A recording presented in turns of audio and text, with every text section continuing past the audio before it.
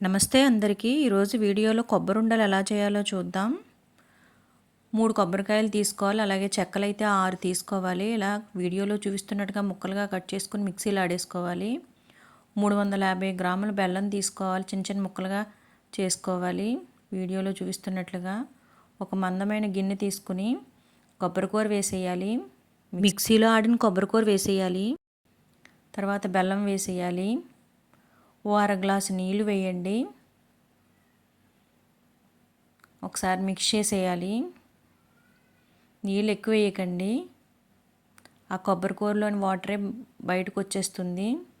కలుపుతూ ఉండాలి, మాడిపోతుందండి. ఫ్లేమ్ సిమ్లోనే ఉంచండి.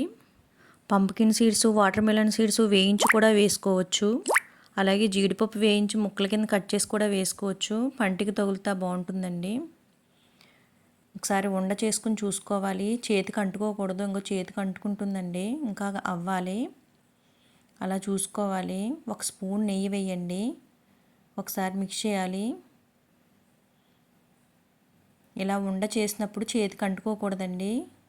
వీడియోలో చూస్తున్నట్లుగా ఉండ చేసినప్పుడు చేతికి అంటుకోకూడదు. 1 స్పూన్ యాలకుల పొడి వేసేయాలి. ఒకసారి మిక్స్ చేసేయండి. ఇంకో అయిపోయింది. మనకు కావాల్సిన సైజులో ఉండలు చేసేసుకోవచ్చు. లాస్ట్లో వేసానండి జీడిపప్పు. కావాల్సిన సైజులో ఉండలు చేసేసుకోవాలి. యమ్మీ కొబ్బరుండలు రెడీ అయిపోయినాయి. డ్రై నట్స్ కూడా వేసుకోవచ్చండి, చాలా బాగుంటుంది. ఒకసారి ట్రై చేయండి, పిల్లలు కూడా ఇష్టంగా తింటారు. బెల్లానికి బదులుగా పంచదార కూడా వేస్ట్ చేసుకోవచ్చు, కానీ బెల్లం టేస్టే బాగుంటుందండి, హెల్దీ కూడా. Thank you for watching this video అండి.